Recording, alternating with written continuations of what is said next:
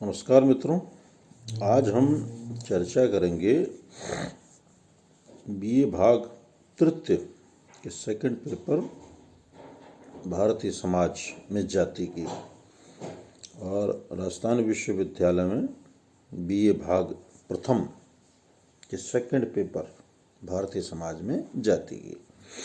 आज जाति के संदर्भ में ये हमारी 9वीं मुलाकात है जाति को लेकर, और आज हम जाति का अंतिम और एक महत्वपूर्ण टॉपिक कि भारत में जाति का क्या भविष्य है। जाति के भविष्य को लेकर विद्वानों की अलग अलग राय मतांतर है।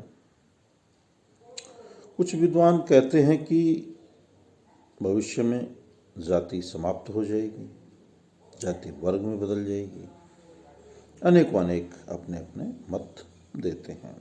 वहीं कुछ विद्वानों का मत है कि भारत से भविष्य में जाति का समाप्त होना संभव नहीं है, और वो तर्क देते हैं कि जाति मूलतः भारतीयों की मानसिकताओं में निवास करती है और मानसिकताओं को परिवर्तित होने में सदियां लग जाती है।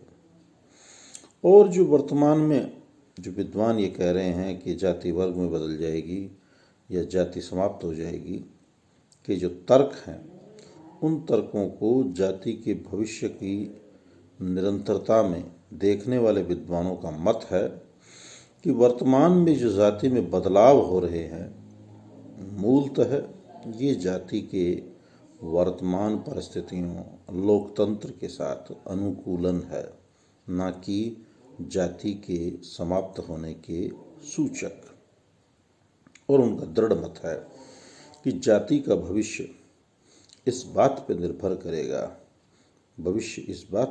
करेगा कि जाति लोकतंत्र के साथ अपना तालमेल किस प्रकार से बिठाती है, पहला। और दूसरा है अन्य जातियों के साथ या जातियों के आपसी संबंध, परस्पर संबंध कैसे होंगे। इसी बिंदु पे जाति का भविष्य टिका हुआ है। यदि जाति लोकतंत्र के सम्मुख खतरा पैदा कर देती है तो एक अलग स्थिति बनेगी और वहाँ जाति का भविष्य एक अलग रूप में हमें देखने को मिलेगा। और जहाँ जातियाँ आपस में लड़ेगी, लोकतंत्र के सम्मुख खतरा करेगी, तो इसके समाप्त होने की संभावना भी प्रबल है।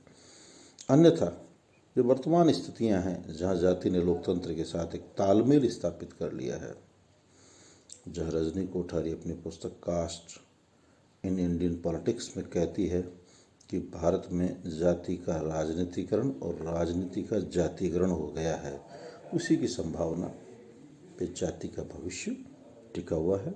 आज हम इसी पे विस्तार से चर्चा करेंगे। जाति व्यवस्था में होने वाले परिवर्तनों एवं नवीन शक्तियों के कारण कई बार ये प्रश्न किया जाता है कि क्या भविष्य में भारत में जाति समाप्त हो जाएगी, यदि नहीं तो उसके भविष्य का स्वरूप क्या होगा अथवा क्या होना चाहिए। स्वतंत्रता के पश्चात भारत में धर्मनिरपेक्ष राज्य की स्थापना की गई। जाति रंग लिंग पर आधारित भेदभाव एवं अस्पृश्यता के कानून द्वारा समाप्त कर दिया गया। प्रजातंत्र की स्थापना की गई जिसमें देश के सभी नागरिकों को समान मौलिक अधिकार प्रदान किए गए। औद्योगिकरण, नगरीकरण, सुधार आंदोलन, पाश्चात्य सभ्यता एवं संस्कृति के प्रभावों आदि के कारण जाति की संरचना एवं प्रकारों में अनेक नवीन स्थितियाँ पैदा हुई है। जाति में वर्गगत विशेषताएं पनपने लगी है। इन सब कारणों से प्रगतिवादी लेखकों एवं राजनीतिज्ञों ने कई बार जाति के समाप्त होने की बात कही। कुछ लोग मानते हैं कि जाति प्रथा अपने आप ही समाप्त हो जाएगी, किंतु ऐसा मानना निराधार है। डॉक्टर शर्मा का मत है कि जाति में समय के साथ अनुकूलन करने एवं अपने आप को समायोजित करने की शक्ति निहित है, जो जाति व्यवस्था को समाप्त होने के झूठे भय को अप्रमाणित करती है।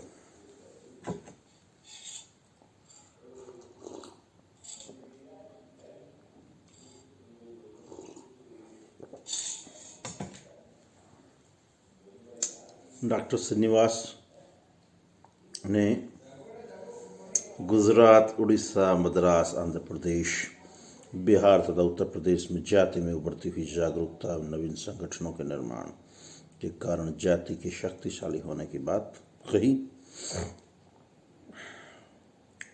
डॉक्टर घुरिये और डॉक्टर श्रीनिवास का मत है कि जहां एक और अंग्रेजी शासन काल में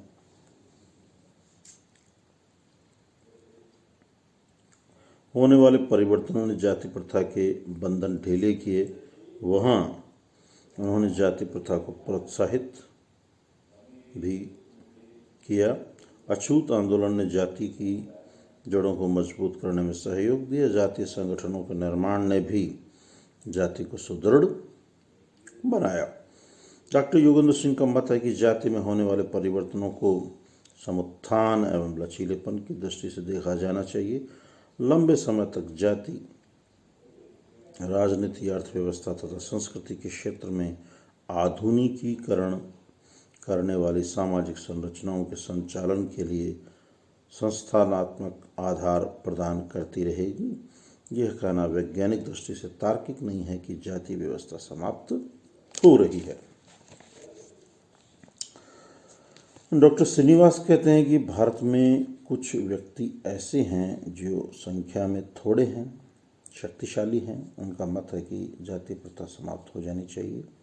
दूसरी ओर अधिकांश जनता, विशेषतः हिंदू लोग, न केवल जाति प्रथा को समाप्त करने के विरोधी हैं, वरन वे किसी ऐसी सामाजिक व्यवस्था की भी कल्पना नहीं कर सकते जिसमें जाति व्यवस्था न हो।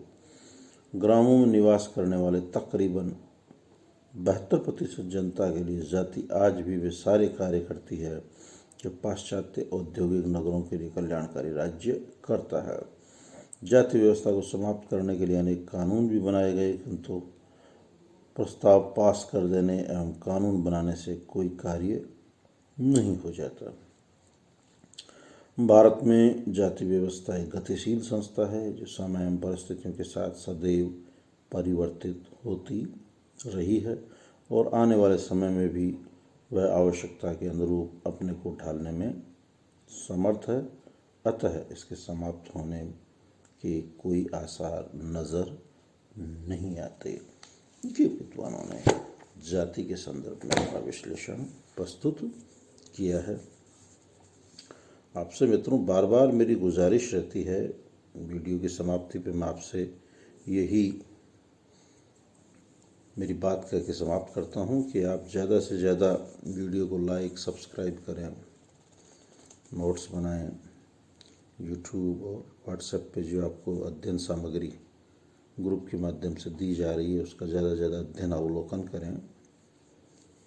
घरों में रहें, स्वस्थ रहें, प्रसन्नचित्त रहें और कोरोना का भी ध्यान रखना है। महाविद्यालय भी सरकार खोलने की बात कर रही है, तो यहाँ गाइडलाइन की हमें पालना करनी है। मास्क लगाना, सोशल डिस्टेंसिंग, हाथों को सैनिटाइज़र करना, मास्क को प्रॉपर ढंग से लगाएं। ये नहीं कि चिन पे लगा लिया या बस उसको हमने बस लगा कर एक नीचे लटक रहा है, उसे भी प्रॉपर ढंग से उसको लगा के क्लासों में आएँ। आप अपने स्वास्थ्य का ध्यान रखें। इन्हीं शुभकामनाओं के साथ सुप्रभात।